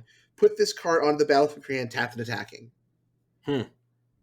Okay. Okay. Hold on, let me go to the comp rules. We're checking the gather rulings. I had to do that. There was a commander table the other day that was like, "You look like you play a lot of Magic. Can you tell us how this works?" And I kind of wished they weren't right. I guess I don't know. I don't know what that means. What does that mean for How do me? they know? How do they know? How did they know? Well, I don't, we were talking to a lot of shop about Magic, and they just kind of looked over and were like, "Hey, we don't know something. Can you help us?" And I was like, "I don't play Commander," and this was a Commander card. I was like, "But if you go to the Handy Dandy companion app, it has the Oracle text of cards, and there's reminder text underneath all those, and that's where I get most of my rulings from. Is a lot of Yeah. times something will come up, and you can figure out, like I said, how ninjutsu works or So whatever. it just says an ninjutsu ability may be activated only while a creature on the battlefield is unblocked. The creature the ninjutsu is put onto the battlefield unblocked. It will be attacking the same player planeswalker. Okay, that's fine. Nothing says it can't be in like the post combat damage cleanup step. Okay, yeah, I mean, in at the just during the combat damage step, Now essentially, right? again, that's still not good because there aren't that many great ninjutsu cards to Right. play right If now. you have the one But that you want, if you have the but one if that you you want, want to cause a ruling headache at your F and M, that's exactly right. Exactly right. If you're looking to test your local judge to their absolute max, there you go. yeah. And then Zero, look, this is probably the best case for Kato is that the token is going to be this adorable Tanuki robot, right? Yeah. -2, create a 2/2 colorless drone artifact creature token with Death Touch, and when this creature leaves the battlefield, each opponent loses 2 life and you gain 2 life. So, I mean, again, there's a lot of combos here, right? There's a lot yeah. of like, hey, I attack you. I draw a card, I attack you, I make a blocker. I mean, I didn't actually realize until just now, reading that the creature has Death Touch. Like that's a good blocker. Yeah. So I mean, this defends itself in more ways than I was giving it credit for. Like that's oh man, Abby's dog approved. Abby's got Death Touch, that's for sure. Um, so this card protects itself more than I gave it credit for at first because that Yeah. Death Touch is a huge scary blocker. Deals with our childrens and whatnot that will It be scary does get effects. stomped into the ground by a big mean bone crusher giant, It but does, and then theoretically our Kaitos at 1, which would also get Bone Crusher Gianted. But hey, yes, yes. we've learned our lesson with giving creatures 5 loyalty and whatnot. So I'll Yeah. let Abby do her barking. All right, so that's it for spoilers right now. Oh, you have something to say? Oh, I'm raising my hand. I'm trying to mute myself. So I mean that's it for Canada for right now. So overall, I think this is a good time to kind of lead into what we're hoping for, what we're looking forward to in 2023. Obviously, Phyrexia All is One is our first and next real set. Thankfully, it's only 4 standard sets again this year. for us to worry about. So we have this, we have mom. I mean, hey, Chris, I don't know if you realize we had bro. Now we're going to have mom. Hopefully we can get dad soon. I don't know what Hopefully set so. that'll, hopefully he'll come He back. Let's be honest, he's never coming back, you know? Yeah. Man, I have to say one of the best uses of Dad went to get cigarettes I've heard is in relation to Hunter x Hunter, right? So, Okay. so someone was like, "Here's how you explain the basic plot of Hunter x Hunter: is the main character's dad went to go buy cigarettes and never came back. So the main character said, "Wow, cigarettes must be the best thing ever," and then went to go buy cigarettes. Sounds good to me. I don't know anything about the what I'm assuming is an anime that you've just Yes, mentioned. yes. The only anime I need is Pokemon and Naruto. There we go. Are you on Boruto now? What's that? That's the show about Boruto, whose dad is a super cool ninja that I really wish they made a show about his adventures and all of his friends instead. Nice. Sounds good. Sounds Yeah, exactly like Naruto. yeah, exactly. So of course, I mean, there's been a couple leaks. We again aren't going to talk about those until the set comes out. So, Chris, let's kind of wrap things up here. Talk about our 2023 wants. Is there what what are you hoping for from the year of our Lord 2023? Fantastic question. Man, I'm hoping for a lot for us. We've talked about Crew 3 being, wait, the year 2023 being Yeah, the year of Crew 3, and we want to make it 2020 Crew 3. You know what I'm saying? yeah, Like, I think we have a lot of personal goals for ourselves this year. We've stepped up a lot of equipment. We're trying to get some ideas going, and although we're busier than ever, so none of this, like many of the ideas we talk about, may never come to fruition. But we're hoping. I think for Magic, um, I want to see. I don't know. I want to see us all be friends again. yeah. I want to see kind of like the formats come together. I was really hoping Twitter was going to die. I thought that would have improved improved Magic a lot. Like we all just kind of, although it'll be good for like our drama, and it's a great way to get information on things. Um, I think that just going out and playing the cards with the community has been the best part of 2022, Uh huh. and I could get teary eyed talking about it. I really could. Like when you think about how much it's meant for us to go out and hang out playing Magic again. And for a long time, I'll be honest with you, like I didn't see a lot of value in Magic because like I wasn't meeting the friends that I made when I first played Magic. You know, the Sure. the first friends that I played Magic are lifetime friends for me. You know, Yeah. and in the time since then, I think I've made one friend playing Magic, one of my best friends, aka Ruckman. Yeah. Other than you, I haven't made many friends play Magic, and that has all changed this past year. In Mhm. this past year, I have met several wonderful, wonderful people that I hope I get to hang out with more playing physical Magic cards. And I don't know what it is with the community. I did move back cities again, so it could just be it's a city that I'm more familiar with. I don't know, but I am hopeful that 2023 picks up where 22 left off for me as far as the personal relationships that I'm developing and people being encouraging and the content coming forth and things like that. All personal. Grand scheme, really just want to see Pioneer on Arena, right? Like Explorer's been better with the cards they've added, so I do want to pick that up. We talked about kind of swearing off Arena, but I'm hopeful that's going to be a big deal. But Pioneer on Arena is my big want for 2023, so we can just play more often, right? And play from home and play from our setups and things like that. So that's kind of me. What are you wanting? What's your wish list for Man, 20? What can stand between you in I 2023? Right? I do think you bring up a good point in that I want the ones to come together because it really right now feels like there is like this sort of cutthroat mentality of your in order for your favorite format to succeed, everything else has to be like the worst and has to go die. I Caveat to that played. is, hey, can we like stop as many commander games? Like, can we fire FNMs, please? Like, that's my only caveat here. But like, look, go enjoy Magic, play how you want, and I just kind of wish that like this mentality of it really feels like other formats have to punch at each other and lash out at each other just because they see someone having fun that isn't in their format. How much of that do you think needs to be us being more aggressively nice? Like Commander is so welcoming, like you just pull a pile of your 100 card deck together and have some fun. Like we might need to, just as a community go out and say, "Hey, like knock on doors. Have you heard about our Lord and Savior Pioneer?" Well, here's the You know? problem. I feel like the pioneer community is pretty welcoming. It is very I welcoming. I I'm not going to like pick a fight with the form that I think is causing a lot of the issues. Mhm. But I think there are other formats. There's really one format that feels like it's potentially losing the competitive spotlight and is suffering because of that. So it feels the need to really lash out and degrade the type of Magic that we enjoy playing because their format became very inaccessible due to corporate machinations that were out of their control.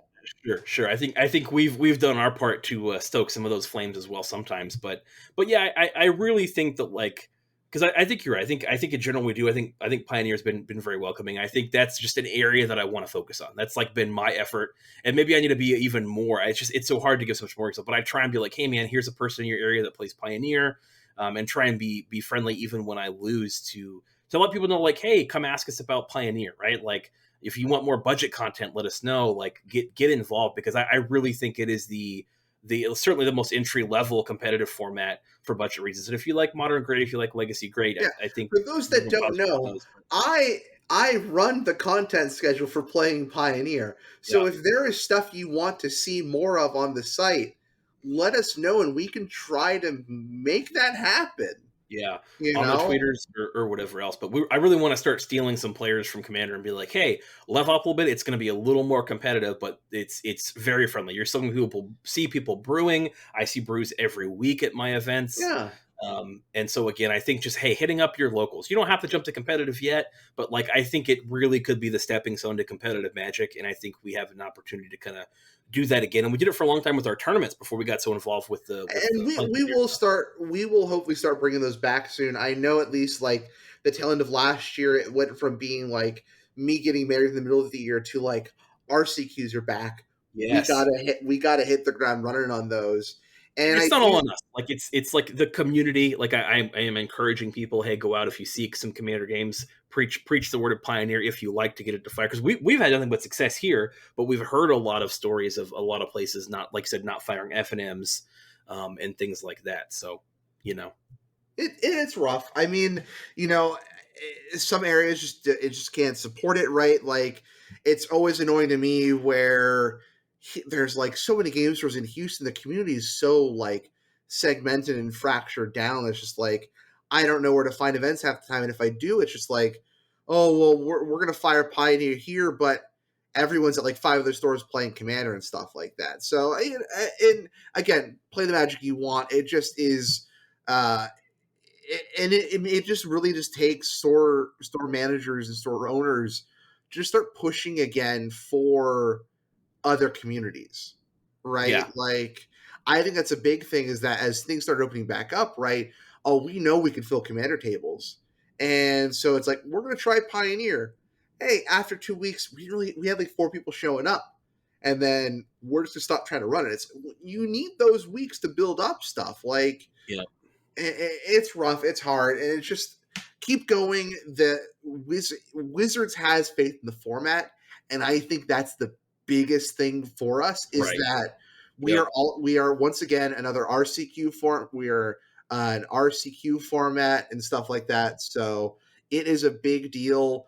One of my wishes, it's not going to happen, but I want Wizards to pump the brakes at least a little bit on all of the releases. Now, they've said part of the problem this last year was supply chain really kind of bunching stuff up at the end of the year.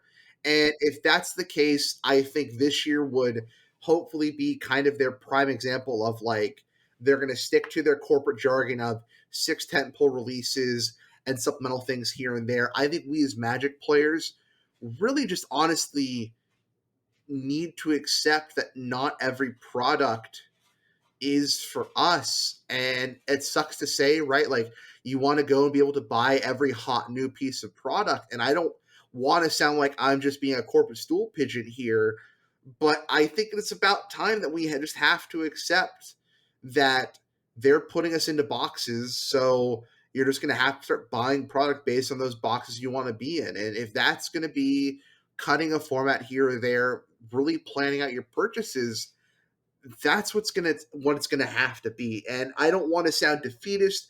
I don't want to sound like I'm supporting their ideas, but honestly, I think that dropping those ancillary releases and allowing players to focus in on what they really care about can be a good thing. The problem is when you have other groups and still other formats affecting those segmented products. Like, I don't care if you have this product is the commander focused product. If that's the case, then can we get all these made for commander cards out of my standard legal set? Right. If we're going Right. to segment the product, let's really segment the product. Yeah, I think that's a great point. I think again, like where's the limit on product? Again, I think Commander's the most popular. I think it's great. I think we've seen the Commander stuff be such a success. There's so many people playing Magic that were never playing before. So Yeah. I've seen the impact that it has. I'm done complaining about Commander, but again, I would like some people to come over and Yeah. and step up the competitiveness a little bit. If they don't want to, it's fine. But I think we could have a better conversion rate than we currently have. And I think you made a great point. As long as the box that I'm in is the fun box with confetti, then great. I will sit in that box and I will buy my challenger decks. And I that think gets also, look, all the cool card arts. I love all the alt arts and stuff like that. But the 9 versions of Elishanor that are going to be in one is really pushing the boundary. Maggie Cam. Like Maggie, oh, is there Maggie Cam? There's a Maggie Is she? Cam a little bit. She Oh, popped there's up a on the little bit. screen for a Oh, second. okay. Yeah. Um, Yeah, the look, 9 version of Elishnorn, that's too many. The thing is, I love the alt art. I think the alt arts are cool. I love my little Phyrexian, uh, uh, uh, you know, children. I have the here. Phyrexian children as well. I That's think it's that's great. it's pretty cool. But yeah, I don't need 9 versions of Shieldred. So Grats. Remember when we were talking about like how cool Pokemon cards were and how lame Magic cards were? Yeah. I feel like we've caught up in a lot of ways. So I am excited for that. It's just kind of funny the amount that they were like, well, we're gonna do it even more because you like it so much. We want more of it. Like, all right, well, Yeah. okay. Yeah, I mean that's kind of it. I mean, obviously with Crew 3, I'd love to get back to streaming like once a week or something like that. I'd love to start working on more video content as the website's kind of moving along. It's taking a lot more of my time. You got your Not promotion. Like that's the thing about it. It's like we used to have, and I don't know if it's still being maintained, but like Servo and then I think Kevman like maintain that budget list that we threw at a Yeah, lot of people. We were like, hey, go post this. This is how you can get people because we've been doing the kind of the pioneer push for a long time. Hey, look, here's a bunch of budget deck lists, and maybe we'll have to do some more work on that. But it was like community made. It was made by people who they're just pioneer community members that we were lucky enough to get to interact with through our Discord. But they had their own thing going on, and like the people that have been so good at it have like you ended up with the playing pioneer stuff yeah. and Servo's out there doing his thing. I think he's comfortable with us talking about it. But I mean, he's on CFB as well. I mean, he's also that's my playing point. Is Pioneer like stuff. So. like a lot of those people have done have that we've been so lucky to interact with Yeah, have gone on I have mean, gone on to get paid for their I just activities. So it's kind of I so just want to crazy. get back to interact with the community a lot more. I definitely tried doing that a lot over the winter break, and I just want to keep up with interacting with our community again because I think that's part of what made us so successful. The other thing too is, look, I'm not going to downplay that we got the another Tolarian shout out, which again, thank you, Prof. We love the shouts always. If I can make one request though, I want the invite to Portland. I want to be on Shuffle. I want the three of us to be on Shuffle Up and Play. I, I That's an expensive plane ticket, but yeah, oh yeah. man, If it, should we be so lucky, I would love to. Because the thing is, I think the prof takes a lot of people that don't know even much about Magic in general, and I think that our Magic well, like knowledge. some of them though. I mean, like they had one with Emma, P. Sully, and sorry, they had one with Carmen, Cedric, and P. Sully. And you saw that Carmen set the cards out just exactly 7 every time. Did you see that? Yeah, yeah, Pick up 7, drop them to count to 7. It was just like, and everybody was like, what? yeah, Beyond my level. My point is that I don't play much Commander, So like Sure. I would be the noob at the table, though I have Sure. vast magic knowledge, Yeah. and I can also do the I can pay for my thoughtcast cute thing. Look at you. No, I'm kidding. That was Manguchi's amazing. Don't I'm not playing one. Yeah. It's just funny. But the point is like I would be the newer community commander. So that would be fun. Look, That would be fun. we'll play the real Pioneer metagame. We'll play Bard class versus some other BS deck. There we go. There That's we my other go. New Year's resolution for There we go. 2023 is look, Bard class will be playable this year. I'm not saying it isn't already playable, but whether that's a Karn ban or the deck somehow getting like one turn faster, Yep. the Bard So class is coming. step one for our listeners at the professor, getting us on shuffle up and play if we're allowed. Step two, question mark. Step three, profit. Yeah, step three, prof. Just Oh, prof. step three, prof. One thing I think that we could look at doing if we wanted to would be Discord only streams, like just real chill. Don't have to worry about too much what's in the background. We just stream with our Discord again because Discord is again mostly core community members now. It's like we have hundreds and hundreds of members, but they're mostly quiet. Yeah. But our Discord was by far the largest active Pioneer Discord for a long time. That wasn't Hundreds of the like people. that wasn't the Reddit like mass conglomeration. Right, it was active. Like the Reddit thing, Yeah. I think, and a lot of the Reddit Discords, I think, are honestly like nuts. I think there are some very good ones, but a lot of them I have joined have been totally worthless. So, yeah, and we had many hundreds of people in there chatting, legit Pioneer, being friendly. We had rules on how you could interact with other people, discourse, Yeah. pretty strict rules that led some people away because we wanted to be very new player friendly and very, hey, when we're making points, we make them this way. So we were very strict on how you address people on our Discord, which I'm sure some people left, and we didn't want them. We great listening, but we didn't want that to be like how we were preaching our thing. We were very strict on how you were to interact with certain people in certain ways, just as far as like no actualies. Yeah. You know what I'm saying? Like, No, actuallys. right. We weren't like, it wasn't that strict. It was just like, hey, we you need to address people with respect, with a lot of respect. And if you could do that, then make your points, because we were so lucky to have people we interact with. Anyway, but maybe some Discord streams or something like that to get back with the community. Like, hey, you're in the Discord, boom, you can watch some exclusive streams that way, because we can do them for shorter. We don't feel obligated to stream for 2 or 3 hours. We'll do an hour or two of practice games with the Discord or something like that, maybe. So Yeah, for sure. we'll see. Yeah, we'll definitely do that up. But yeah, so I mean, 2023. I imagine, is there anything else? Is there like anything card wise, anything Pioneer wise you want to see? Anything you want to see kind of like break out and change in the format in general, though? What's so funny is I feel like, again, our community members know me better than I do at this point, especially now that I'm on the spot. They would know, and honestly, you and Ricky would know what I want more than me, probably. Like there's so much going on. I kind of just blissfully ride through life right now. Yeah. But you guys would probably know. I've already got Rewind. What else do I want? Remand. I don't know. Cards printed, like Remand. I don't know, something like that.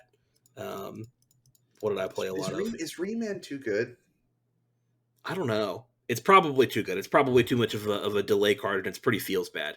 So it's probably too good, but something like that. Remand is a reprint that I would take.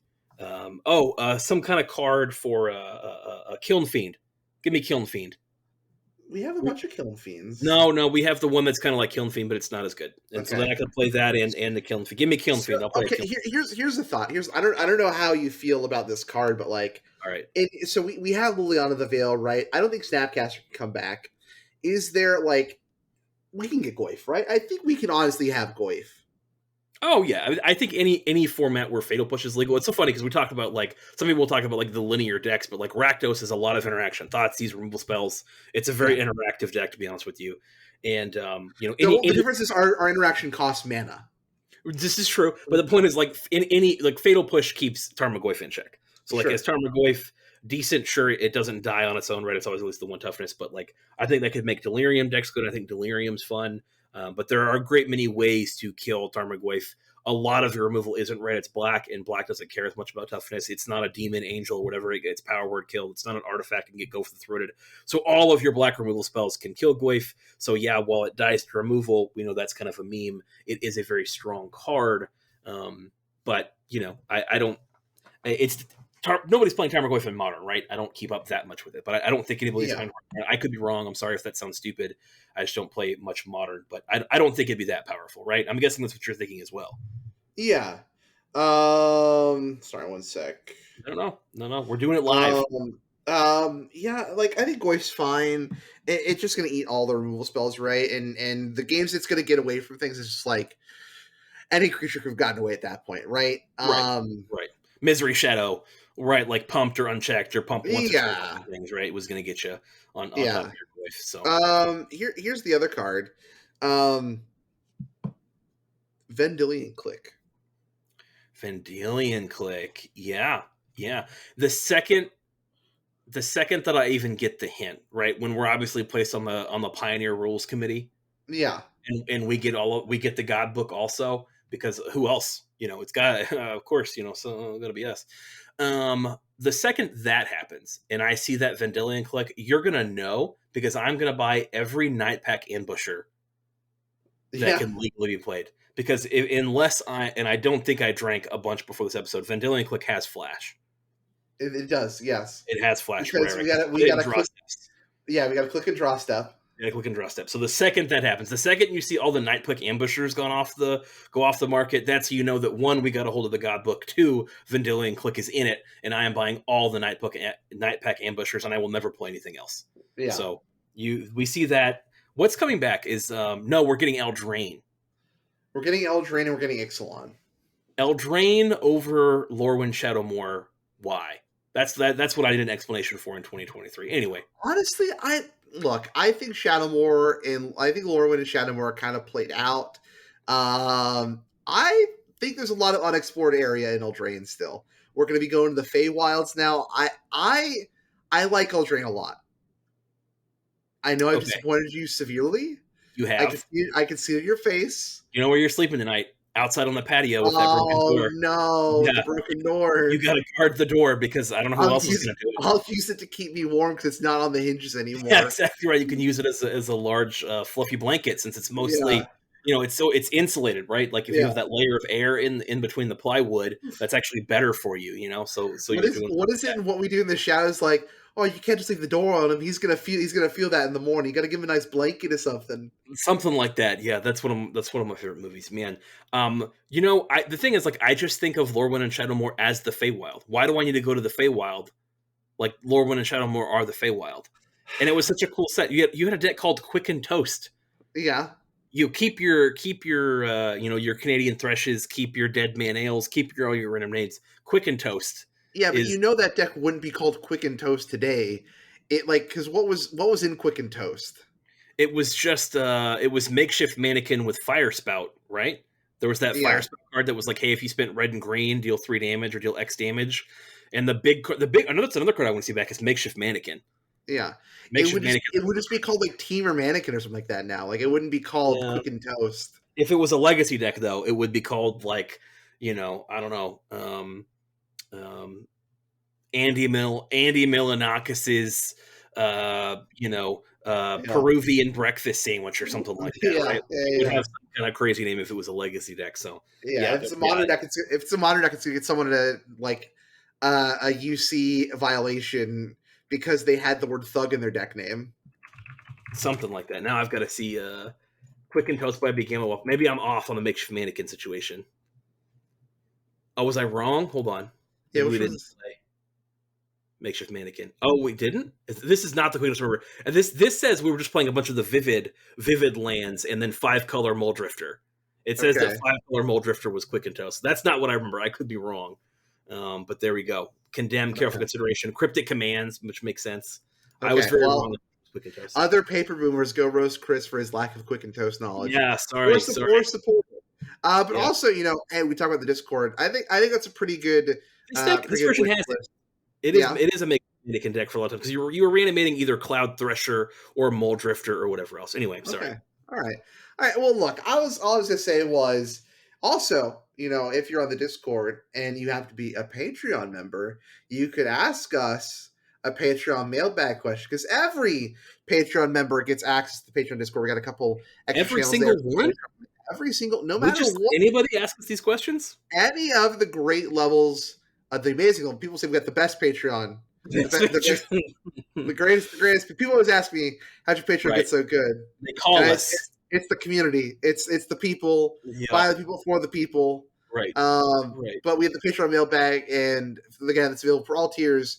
And you, on top of like, join the $5 tier, we got the exclusive content, and then at the $15 or $20 national tier, you have access to these swag bags, which Ricky will be doing this month. Ricky said, "Hey, it's my birthday, and I want to do the swag bags this month." So I said, "You got it, sir." So this month will feature cards picked by Ricky. Everyone got the Christmas swag bags and enjoyed. My grandma got run over by a A caribou bushwag? range Oh, okay. by by a caribou range Nice. because Magic hasn't printed reindeer. There's a lot of elks and caribou though. Elk? Anyway, Reindeer? so, yeah. The only difference is magic. So, oh, Imagination. oh man! All right. So, like I was saying, you can ask a Patreon mailbag question. It sounds something like this. This question comes from Kevman, who asks, "What is an appropriate amount of Magic product release in the year in the crew's eyes? Is there room for more than 4 standard releases a year? If so, what kind of product? Is it the total amount of new product that the crew sees as an issue, or is it the different variants of the products that come out? See new Elishnorn." Oh, see, this is already tied in a little bit. We were talking about a Caveman bit knows. both. What does your ideal product release schedule look like for the year? Sorry for the long question. Well, like I said, we kind of already answered that a little bit. And look, I don't mind the breakout of, for the longest time, it was your 4 standard releases a year, and like that was it, right? Maybe you got something here or there. You know, we had a little arch enemy, we had a little plane chase, we had a little commander decks, and now it's we get commander decks every set, and then it went to like we had the master set every year, and then we kind of had like a fun thing in the fall, whether that was an unset or that was one of the draft focus sets like Battle Bot or Conspiracy. You kind of expect that in the summer fall time lull. So if we think of those as our 6 tent pole set releases, where we have our 4 standard sets, we kind of have a fun thing in the summer and the fall, and then we have a Master Horizon set over here. I don't think that's a bad thing, right? Mhm. I think that's a pretty good release schedule, honestly. But when we start throwing in like, hey, and I don't mind like 1 or 2 commander decks every set release either. That's fine. But when now we have to make a big spoiler season special release of Universes Beyond commander decks, and hey, there's also this now remastered paper set because we also want to sell a Horizon set this year. When we start adding all these products that, again, for the average Magic player, aren't going to really matter, but they have this FOMO feeling, and they're going to Right. prey on that FOMO. Like, do I care about Dominar Remastered? No. But will I look at some of the singles that are being reprinted in it? Yeah. But like I'm not going to go buy the product. I don't M need that product, right? We'll draft some product for Ricky's birthday, but that's the most I'm going to come into contact with that product, and I'll maybe think about picking up some singles along the way, right? That's how I'm going to interact with that product, and that's as Magic players where we have it's the sad fact now. That's how we start having to interact with the game, and it sucks to say, but we just have to change how we interact with the game now, Yeah. My fear of missing out is literally missing out because I didn't know what the product was or when it was coming. right? I think Kevman unlocked a box of worms here because we used to talk about like, hey, is there a pro tour this weekend?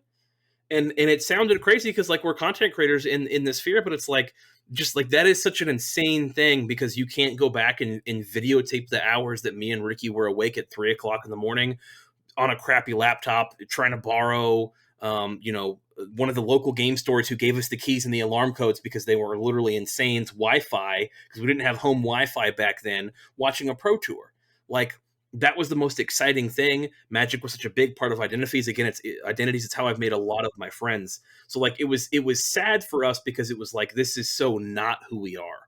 Like we knew every tournament, we knew all the decks, right? We knew the players. We could name off players, like we could name players who won the Grand Prix a couple weeks ago. Like we knew so many names. We'd be like, oh, these guys are so cool. They're good Magic players, and would try and talk to them as and there were local guys that were good. So like that culture shift from like, hey, is there a pro tour this weekend was so weird.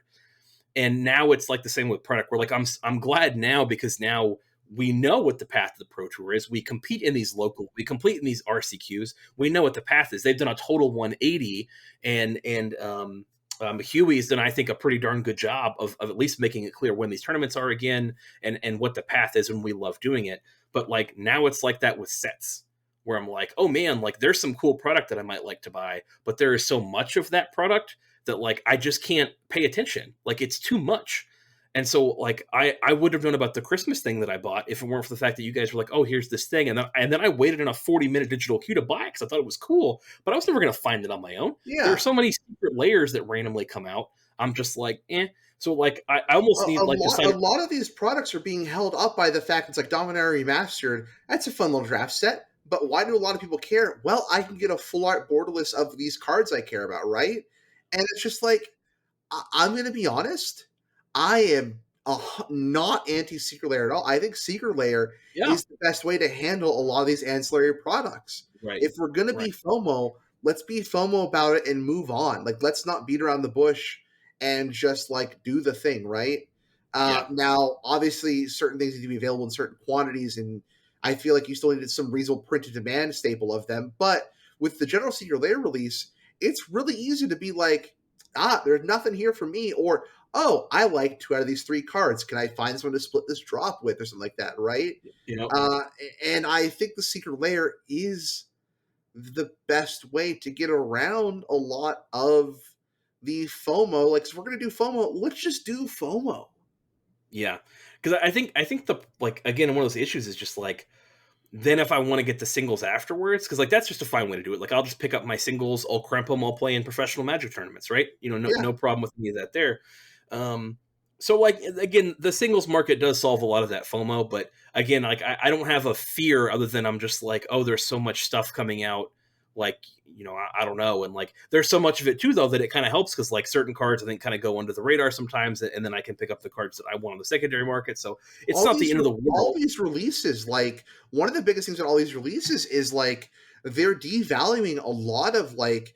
There's a great write up I saw on Twitter. I'll have to go find it and link it below, where someone wrote about how these previous like we could swear by these $20 plus cards are just now like bulk rares because just how much they've been over reprinted. Which like to a certain extent, right? Like I don't think any like card that a lot of people need should be more than that $10 price range, right? I feel like the game should always be accessible to a certain extent, right? Like there's a value, but at the same time, like I shouldn't have like when I look at a standard a rare that is currently being printed in standard. When I look at a mythic that is currently in a standard legal set, I should be able to go buy that single for like $10. Sure. But I can't. You can't buy a Shieldred for $10, right? No. Like it is a. I can go buy this set off the shelf at any big box store. There's no reason that Mythic shouldn't be more than $10. Right. Right. I hear you. There's a lot of competing, thoughts and ideas on how it goes. There's But just so much product in it. And yeah, again, a lot of times they've shown that with like when they're doing this on Arena, because I think Dominaria Remastered is a rehash of what they did for Arena. Where they were like, oh, you guys are willing to pay us money for these sets because they're new cards, and we're gonna put lackluster amounts of effort into making them balance for a draft format. But here we're gonna present you as a draft format and you're gonna play it great. And so I just don't want to see that laziness there too. Like yeah, at least with the secret layers, I can claim, hey, there's cool art, there's cool arts here. But some of them do feel like a little bit or a lot of it yeah. poorly thought out as a way to just get you to want to draft them. The other thing too is like all these sets and the advent of Arena have really ruined the economy of Midgo. I mean, you look at Legacy being impacted by all of these initiative cards right now, Oh yeah. Yeah, and yeah. why would I open Baldur's Gate on Midgo? There's no reason. So no Yeah. one's going to draft it, right? I mean, no one's opening standard cards really on Midgo. So you have Fable being 50 ticks on Midgo and stuff like that. And it's just Yeah, they just need to make Mitgo, remove the rental service middleman, and like then you solve so many problems. they Like there's they a they lot of keep ways to they solve some keep of the things bringing I'm back the complaining about. token for like 1 to 2 weeks for $25, right? If Yep. I could just pay my like look, you can get by pretty reasonably well with like the $35, $30 whatever mandatory subscription, right? You can rent pretty much anything you need for Pioneer $50 a month. And if Wizards just offered the token at a somewhat even slightly marked up cost for the month, right? Like I it would do wonders. Yeah, it's crazy to me because they're just in so deep where like now we want the subscription, which is like kind of a worse deal. And so many people have so many large collections. It's like how do you rectify that? And I think they're just like avoiding that problem, which I understand. But Sure. like it's just funny to me because again they would just do so well, and they want to make it subscription based. Yeah. Subscription based is the model for everything because it makes you the most money. And I think that's an area that, weirdly enough, again, we want to spend money on this game. Like we want to support this game. There are certain ways that we want to do it, and we want to know that there's effort being put in on the back Yeah. end. So again, that's just another one of the many issues that Kevman brought up. This great question on like what's the right balance of releases, and it's just like I don't know, but it's less than the current amount. It's Yeah. like give me some standard sets. Give me 2 or 3 extra special releases, and then whatever for secret layers I think is fine. But it's a lot I I between I, the th- amount of. I I think think there's 6 commander releases alone a year. It feels like. why it feels like there's too much is the never-ending spoiler cycle. Yeah, Like, if all these special sets, they would just be like, "Hey, we're releasing this set. Here's all the cards." It'd be one thing. I don't need a spoiler cycle for Dominaria Remastered, which they didn't do. They're just like, "Here's half the set this day. Here's half the set tomorrow." Right? But when we're just always just honey the they're good spoilers. for us, but they're exhausting. Like they are. Yeah. It is exhausting to do spoiler season. There's so many cards. There's so many ways you're trying to evaluate, and they're coming so quick. Again, it benefits the brewer. I think that's fantastic, and I think that Yeah. like maybe that's just one way we could look at it. But like the spoiler season when we had like those so many in a row, it was so exhausting to try and like And it's not even parse them content out. creators complaining. It's our communities Right. complaining about They it, don't, a right? lot of the communities that don't like them. A lot of people do. They do really well for us, some of the spoiler stuff, but everybody does them. I don't know. Like you feel like you have to do them because a lot of people do like them, but we've had that feedback from the community that a lot of people are not enjoying it as much. So, Yeah. I don't know. That's a fantastic question. I'd love to hear from, again, if you want to add us in Discord or on Twitter, if you've got an opinion on the matter, let us know, right? Interact in a friendly way and say, hey, we heard this and here's what we think about it, or I want more secret layers or less, or if is there a way I could get, the info streamlined in some way. I'm not sure. Or maybe like, hey, all the extra products have been great draft formats and you guys are Yeah. crazy. I don't know, but it certainly wasn't like that on Arena. Arena Yeah. had a decent one and then a terrible one. So And they're again, bringing that. it sucks, but we just all need to come to Jesus and just realize not everything's for us anymore. Yeah, kind of. All right. Well, I mean, hate to end on kind of a sour note, but I don't think it is a sour note because, again, I think there is still a lot of good happening in this game, and I think there's still a lot of exciting things happen. I think Pioneer might feel a little stale at times right now, but I do think the format is in a relatively decent place. Um, want to ban Karn aside, right? I We've gone long, but I feel like if you could ask us at the end of 2021, like our feelings then, things are way better now. Like we nitpick on some things. There's a lot to talk about. I feel like nothing's above criticism, so we talk about it. But like Pioneer is so great. You can play so many things at locals. There's a clear path to qualifying if you like Pioneer as your favorite format. It's a great entry level thing. They're doing a lot of great things. You can like explore is a point to where I'm going to play it. I had sworn off Arena. I mean, I was so negative. So when I think about the improvements across 2022, yeah. I am excited for 2023. I think there's a lot of potential. Obviously, we've seen a lot of missteps, but I do think there's a lot of potential. A lot of it's community driven. Again, Wizards have shown they do care about Pioneer, right? We've heard that, and now I actually believe it, right? With it being an RCQ format and a Pro Tour format, and more cards being released at a faster pace on Arena for Pioneer. So I mean, it sounds negative, but really, like when you compare it to the end of 2021, this is night and day, right? Yeah. Don't give me a rules violation for losing track of it, but I feel like this is night and day when it comes to our outlook on Pioneer. Like Yeah. everything has changed in 2022. So boom, we love it. We're out playing. We're out playing frequently. I'm going to play Arena again. Yeah. So nobody should look at this as negative. This is mostly positive with our nitpicks on the things that we don't like also. Yeah. So. All right. Well, that will do it for this week. We will talk to you all next week. Maybe we'll see you all next week. Let us know if you've watched the video episode. The video is probably actually going to go up later on Friday, or actually maybe over the weekend. We'll kind of see. But let us know how you like the video. I mean, I'm gonna do a little bit of editing magic on it, but I'm not gonna probably edit a whole lot into it. But if I know people have asked for a YouTube video version of the show, so if this is gonna help some people kind of jump on, we'll gladly do it going forward, right? And the But hope is that we'll eventually we find a way to go to Twitch. Like right now, this is very convenient because like our podcasting service does it all for us. But hopefully, if we can get both of our cameras figured out to like go to the same one, like the Twitch makes it super easy, you know? yeah. Well, I mean, I do it with Ricky when we record Prague series, but Yeah. he can't see my camera. Right. Gotcha. I Gotcha. think I can do it in a way that would do that though, but it would just take some OBS shenanigans and stuff like that. But anyway, I think this has been a good trial run with the video. So hopefully everyone enjoys it.